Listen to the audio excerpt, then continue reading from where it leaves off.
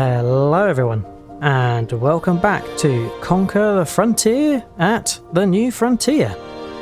We have reached episode number 11, and we are in November. So everything is looking a lot more orange and autumnal than it was last month.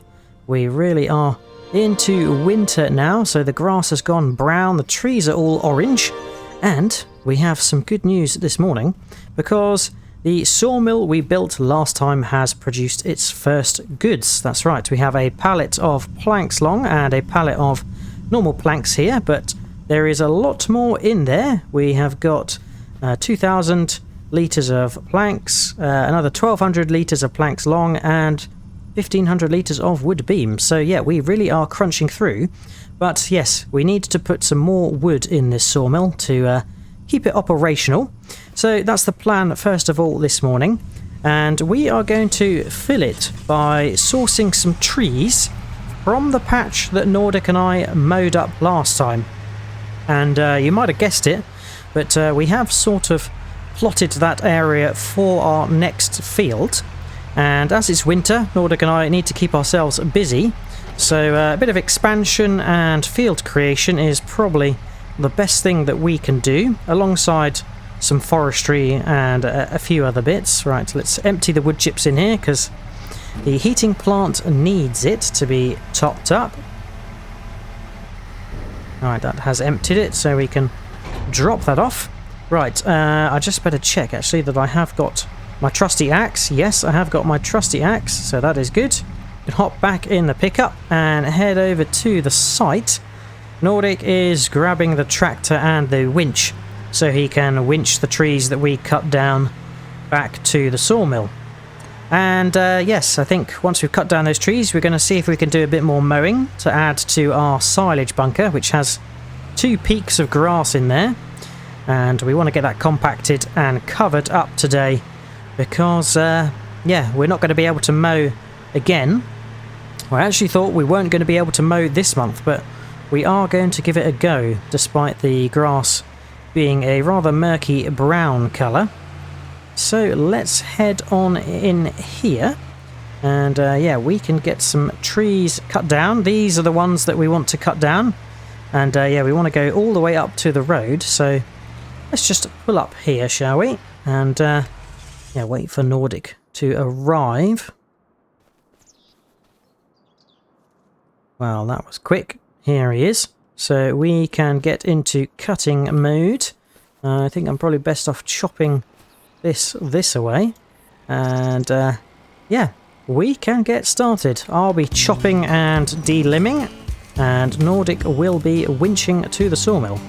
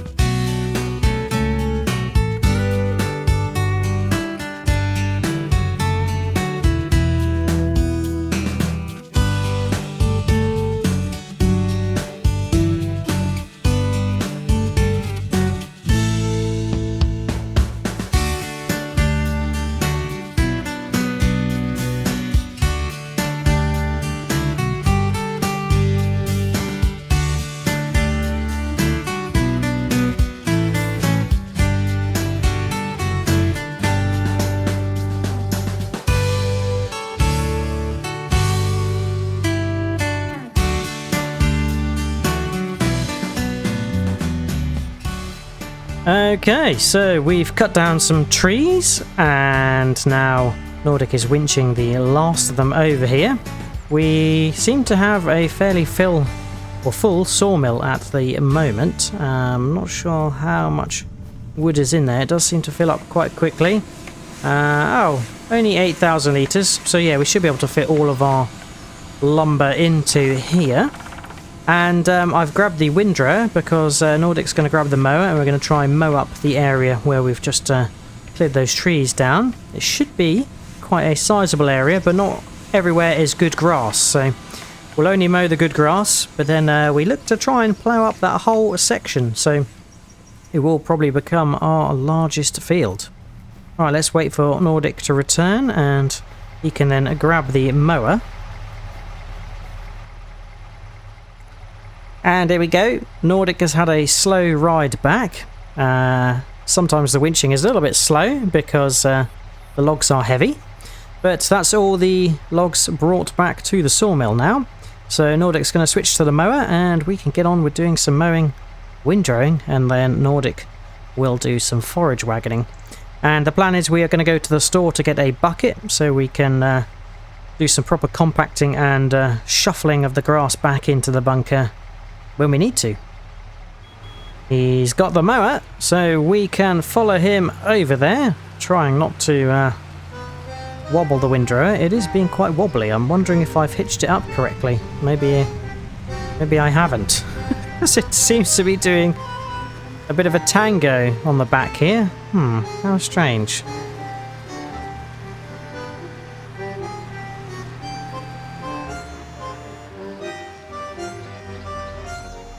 There we go. I think it is meant to attach to that one. Yes. That looks a lot better and it's not doing a little wobble all over the place. So there we go. I think we've got that sorted now. Fantastic. Right. Well, we can head on over to the field and wait for Nordic to get a good head start with the mowing, and then we can come and do some windrowing.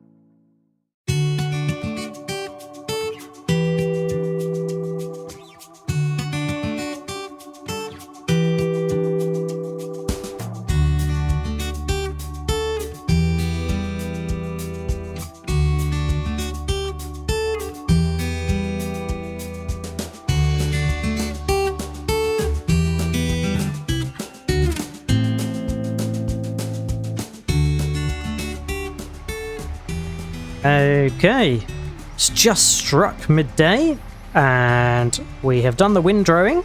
We've made some nice rows. The rows on this side of the field go up and down the hill, which, yeah, in hindsight, probably should have gone the other way to make the tractor's life a little bit easier. But then in the far section of the field, they go across the hill, side to side. So that's much easier for the tractor and the forage wagon. But with the windrowing done, we can take the windrower back to the shed. And I think I've got a couple of little jobs to do whilst Nordic is busy forage wagoning. And that is, we need to go and pick up a bucket from the store. So we can shift some of the grass that has fallen out of the bunker back in. So we're not wasting any portions of grass. And also, I think we need to build some form of workshop because the tractor is well overdue a service. So yeah, it makes sense that we become self-sufficient and build some sort of garage, a makeshift garage for us to be able to service the vehicles. Now, I cannot reverse this windrower in, so I'm just going to have to do my very best to line it up straight, and then I'll have to sort of manually pick it up. Oh, it's actually decided to try and roll away from me. How interesting. Right, let's grab the wheel. Oh, didn't want to grab it. There we go. Let's grab the bar and we can just roll it on its dolly wheels back into the shed. It's a bit flimsy, this thing, when you're manually operating it, but there we go. And you might have noticed I was having some fun and games with the tow bar. I did originally attach it somewhere over here, and it was dancing all crazy. And then when I attached it over here, it didn't seem that it was going to kind of go into the right position to do proper windrowing. So I reattached it over to this side, only to find out that it was doing that because I didn't unfold the windrower. So I had to move it back over to this side. I did not realise you needed to unfold this. So yeah, every day is a learning day. Right, let's build a workshop before we head over to the store to get a bucket. I'm thinking I might be able to use some of the wood chipping wood to maybe build a bit of a place for us to have a workshop. So there we go, using a few pallets and bits and bobs, we've assembled a bit of a workshop, a ramp that we can drive up. And that means we can get underneath the tractor and pickup truck and use that to service our vehicles and equipment, which is going to be handy. Right, do I need the trailer or don't I to get the bucket in the rear? I think we'll be alright with just the pickup. We don't need the trailer. So let's race over there, grab the bucket, and we can head on back. Alright, we made it to the store. I think we'll take the opportunity to refill the pickup with fuel as well. So let's just swing by here and we can refill. It's going to cost us a bit of money, but it is definitely necessary. And better park up close so we can get the bucket in the back. Pretty standard as buckets go. We're going for the Ahlbom Universal Bucket. 1,000 litre capacity and $1,600.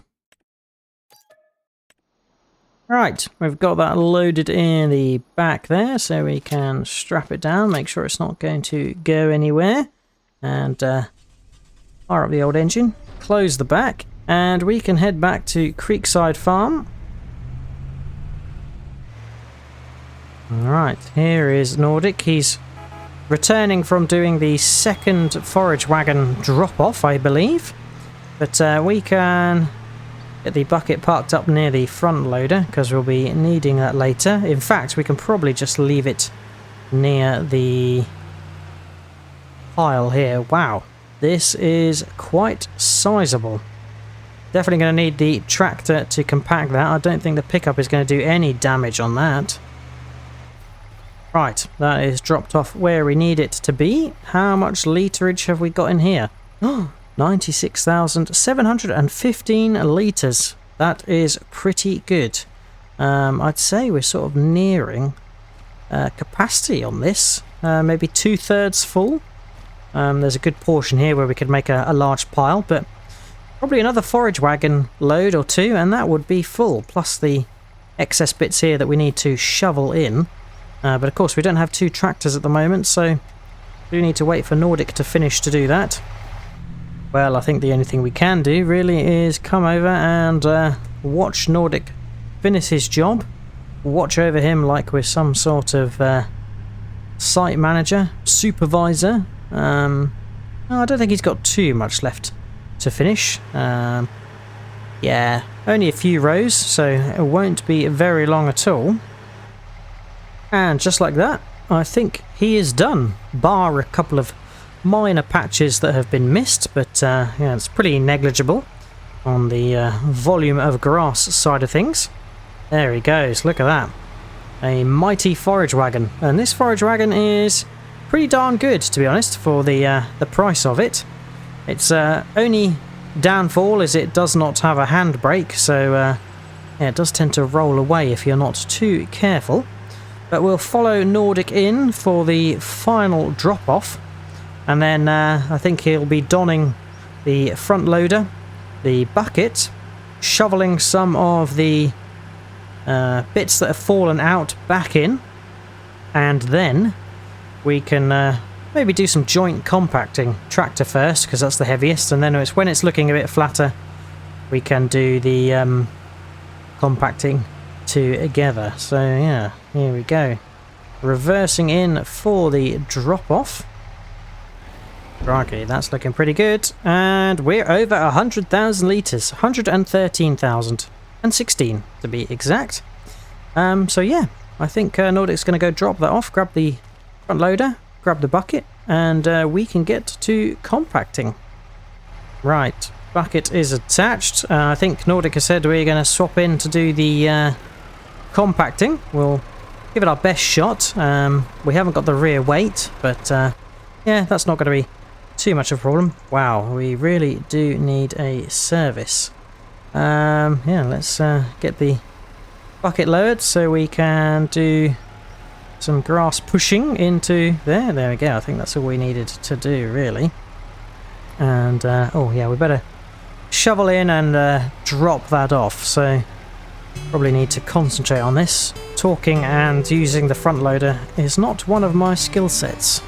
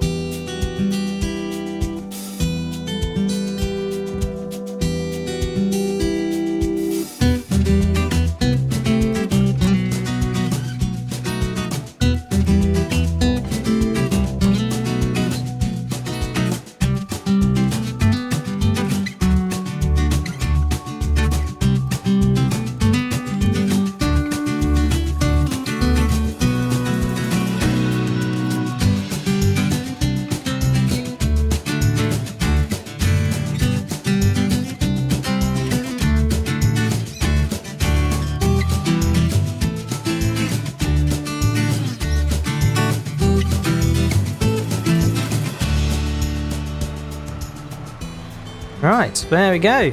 The compacting is done. Took a lot longer than we expected, but we've reached 100%.